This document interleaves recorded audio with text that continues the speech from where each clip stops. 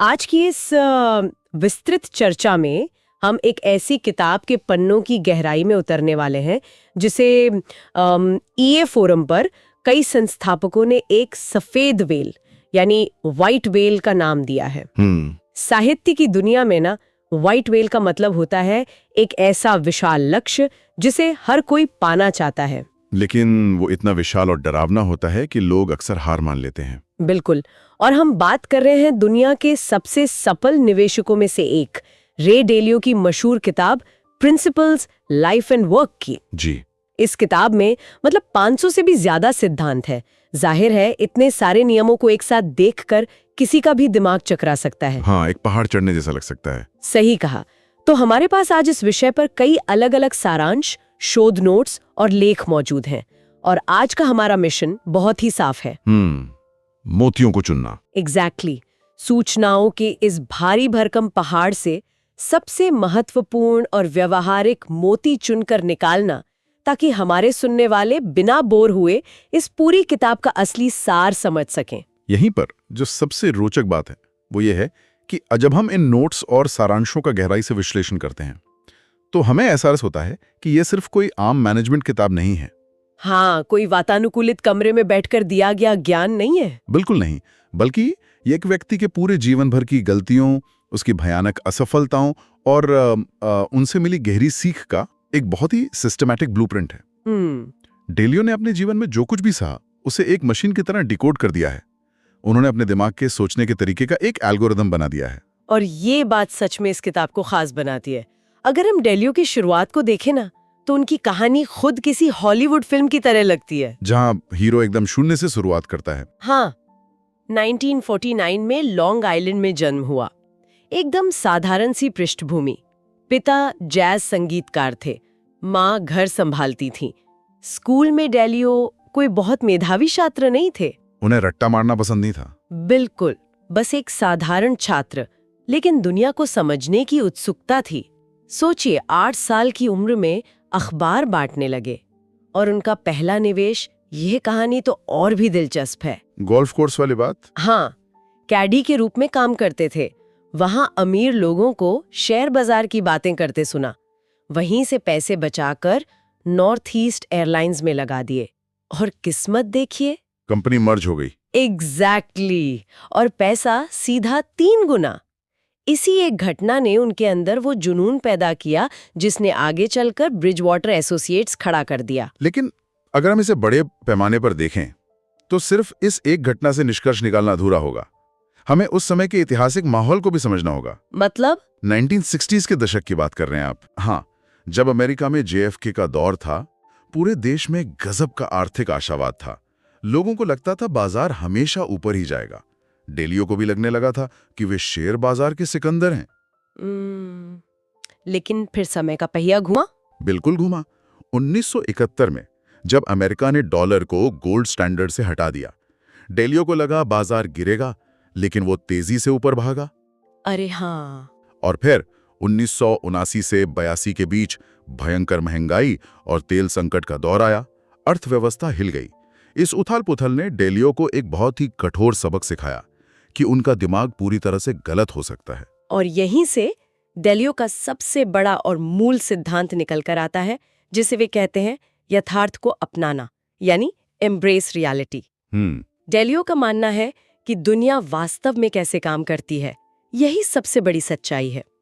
हम अक्सर एक आदर्श दुनिया की कल्पना करते हैं, जैसी हम चाहते हैं कि वो हो। हाँ, लेकिन डेलियो कहते हैं कि हमें वास्तविकता के साथ वैसा ही व्यवहार करना चाहिए जैसी वो है। हम इंसान अपनी कमियों को छिपाना चाहते हैं क्योंकि दर्द होता है। सही कहा। लेकिन डेलियो का एक बहुत प्रसिद्ध समीकरण है, दर्द और उस पर विचार करना यानी रिफ्लेक्शन मिलकर प्रगति बनाते हैं।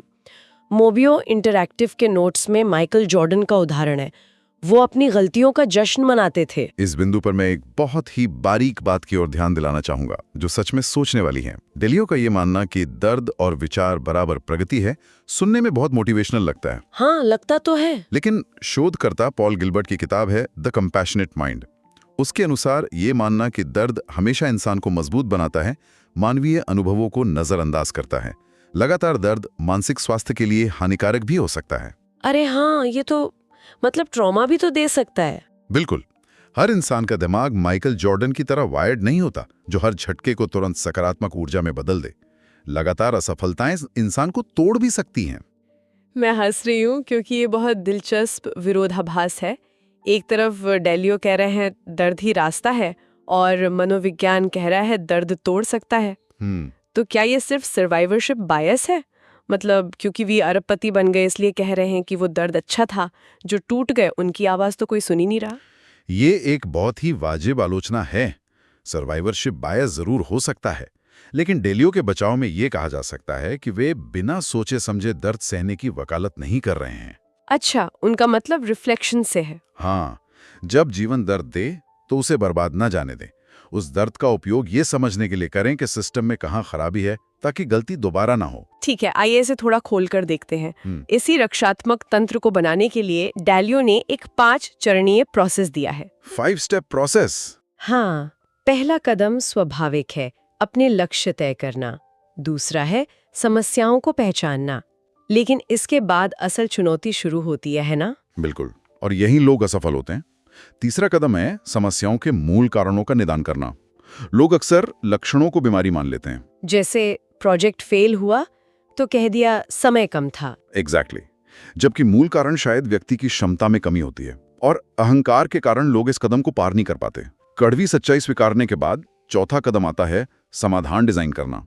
और फिर 5वां कदम, उस पर काम करना, एक मशीन की तरह जो खुद को बेहतर बनाती है। लेकिन इससे एक बहुत जरूरी सवाल खड़ा होता है। अगर ये प्रोसेस इतना ही तार्किक है तो ज्यादातर लोग इसे अपनी जिंदगी में लागू क्यों नहीं कर पाते? ग्राहम मान के शोध नोट्स में इसका जवाब है शायद। हाँ, समाज में मिस्टेक फोबिया नाम की एक बीमारी हावी है। गलतियां करने का गहरा डर, और ये पैदाइशी नहीं है, हमारी स्कूली शिक्षा प्रणाली द्वारा दिमाग में भरा जाता है। बहुत प्रासंगिक बात है। आज के कॉर्पोरेट जगत में भी लोग रिस्की आइडिया देने से डरते हैं। उन्हें लगता है बेइज्जती होगी, प्रमोशन रुक जाएगा। सुरक्षित खेलना ही सबसे बड़ी खूबी बन गई है। सटीक कहा। स्कूलों में हमें निर्देश मानना और रटना सिखाया जाता है। जो सबसे कम गलतियां करता है उसे होशियार माना जाता है, तो दिमाग पैटर्न बना लेता है कि गलती करना मतलब मैं बुरा हूं। और इसी वजह से जब लोग वास्तविक जीवन में आते हैं तो असफल हो जाते हैं, क्योंकि यहाँ बिना गलती किए कुछ नया सीखना असंभव है। बिल्कुल। ग्राहम मान की इन्हीं नोट्स में मैंने एक और दिलचस्प बात पढ़ी, ब्राइट और स्मार्ट लोगों के बीच का अंतर। डेलियो इन दोनों को अलग कैसे देखते हैं? डेलियो के अनुसार ब्राइट लोग वो हैं जिनका आईक्यू बहुत अधिक होता है, जो डेटा तेजी से प्रोसेस करते हैं, जो स्कूल में हमेशा टॉप करते हैं। और स्मार्ट लोग वो हैं जिनमें उच्च स्तर का कॉमन सेंस होता है और कल्पना करने की शक्ति होती है। उन्हें पता होता है कब क्या करना है, लोगों को कैसे समझना है। यही उनका आईक्यू बहुत ज्यादा ना हो। हाँ, और डेलियो मानते हैं कि वास्तविक जीवन में सिर्फ ब्राइट होना काफी नहीं, स्मार्ट होना ज्यादा जरूरी है। यहाँ बात सच में बहुत दिलचस्प हो जाती है जब हम इन सिद्धांतों को एक पूरे संगठन या काम की जगह पर लागू करते हैं। डेलियो ने अपना पूरा साम्राज्य इन्हीं सिद्धांतों पर खड़ा किया है। जी हाँ, और वे आइडिया मेरिटोक्रेसी की बात करते हैं। हाँ, आमतौर पर कंपनियां या तो तानाशाही होती है जहां बॉस की चलती है, या फिर लोकतांत्रिक होती है जहां बहुमत से फैसले होते हैं। और डेलियो कहते हैं ये दोनों ही तरीके बेहतरीन नतीजे नहीं देते। वे बिलीवेबिलिटी वेटेड डिसीजन मेकिंग का उपयोग करते हैं। मतलब हर विचार का वजन बराबर नहीं होता। एग्जैक्टली। तो अगर मार्केटिंग की कोई समस्या है तो सीईओ की राय से ज्यादा एक अनुभवी जूनियर मार्केटिंग कर्मचारी की राय को महत्व दिया जा सकता है। बिल्कुल सही, यही विश्वसनीयता है।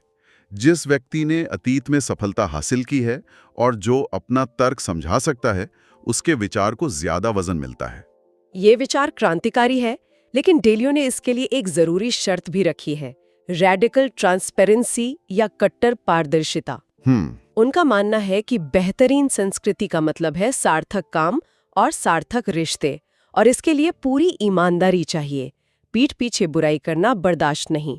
नियम है, बोलें, जिम्मेदारी लें या बाहर हो जाएं। इस कट्टर पारदर्शिता का एक बहुत व्यवहारिक उदाहरण मोबियो इंटरैक्टिव के नोट्स में है। एक मीटिंग थी 2.5 घंटे की। हाँ, सिस्टम डिजाइन करने के लिए। नियम था कि बातचीत सिर्फ वर्तमान समस्या पर केंद्रित होगी। जब लोगों ने भटकाने की कोशिश की तो मीटिंग लीडर ने बिना शिष्टाचार की परवाह किए उन्हें तुरंत रोक दिया। आमतौर पर इसे बहुत रूखा माना जाता। हाँ, लेकिन इसका नतीजा क्या निकला? बिना भटकाव के उन 2.5 घंटों में पूरा शानदार ढांचा तैयार हो गया। अगर भावनाओं की परवाह करते तो शायद हफ्ते लग जाते। ये दिखाता है कि जब सब पारदर्शी होते हैं तो काम कितनी तेजी से होता है। और मानसिक स्पष्टता भी आती है। लोग अपनी ऊर्जा राजनीति में नहीं, असली समस्याओं को सुलझाने में लगाते हैं। तो इस सब का आखिर मतलब क्या है? हम चर्चा के अंतिम पड़ाव पर हैं। इस 500 सिद्धांतों वाली भारी भरकम किताब के दिल में छिपा हुआ असली संदेश क्या है? इसका जवाब 8वें अध्याय में है, जब डेलियो बहुत ही ऊंचे नजरिए से जीवन को देखते हैं। जोसेफ कैम्बल की हीरोज जर्नी की तरह वे जीवन को 3 चरणों में बांटते हैं। पहला चरण है सीखना, जब हम बच्चे होते हैं। दूसरा है काम करना और संघर्ष करना, जब हम पहचान बनाते हैं, सफलता के पीछे भागते हैं। और तीसरा सबसे महत्वपूर्ण चरण है अपने ज्ञान को आगे सौंपना। बिल्कुल। और ये शायद सबसे मुश्किल होता है। एक सफल संस्थापक के लिए अपनी सत्ता छोड़कर मार्गदर्शक बनना बड़ा संघर्ष है। सही कहा। लेकिन डालियो कहते हैं कि जब तक आप ज्ञान आगे नहीं सौंपते, यात्रा अधूरी है। इसके बाद ही व्यक्ति स्वतंत्र महसूस करता है और जीवन का आनंद लेता है। डालियो कहते हैं कि ज्ञान देना बिल्कुल अपना डीएनए पास करने जैसा है। व्यक्ति खत्म हो जाएगा, लेकिन उसका ज्ञान और सिद्धांत भौतिक जीवन से आगे तक जीवित रहते हैं। और शायद इसीलिए उन्होंने अपनी सारी सीख इस किताब के रूप में दुनिया को दी। वो अपना डीएनए ट्रांसफर कर रहे थे। तो आज की इस विस्तृत चर्चा को संक्षिप्त में समेटे तो हमने कई मोती निकाले हैं। यथार्थ का सामना करना, मिस्टेकोफोबिया से बचना, काम की जगह पर कट्टर पारदर्शिता लाना और अंततः ज्ञान को डीएनए की तरह दूसरों तक पहुंचाना। मैं हमारे सभी सुनने वालों का बहुत बहुत धन्यवाद करना चाहती हूँ जो इस गहन विश्लेषण में हमारे साथ जुड़े रहे। और समाप्त करने से पहले मैं एक विचार छोड़ना चाहूंगा। हमने मिस्टेकोफोबिया की बात की। अगर हमारा पूरा समाज इसी डर पर आधारित है, तो क्या ये संभव है कि जो संस्थाएं हमें सफल बनाने के लिए बनाई गई हैं, मतलब स्कूल और कॉलेज, हाँ, वे वास्तव में हमें सीखने के दर्द से बचने की ट्रेनिंग देकर वास्तविक दुनिया में विफल होने के लिए प्रोग्राम कर रही हैं? ये वाकई एक ऐसा गहरा सवाल है जो हम सबकी नींद उड़ा सकता है। हमें अपने सिस्टम पर दोबारा विचार करने की जरूरत है। इसी विचार के साथ हम आज की चर्चा को विराम देते हैं। सुनते रहिए और हमेशा कुछ नया सीखते रहिए।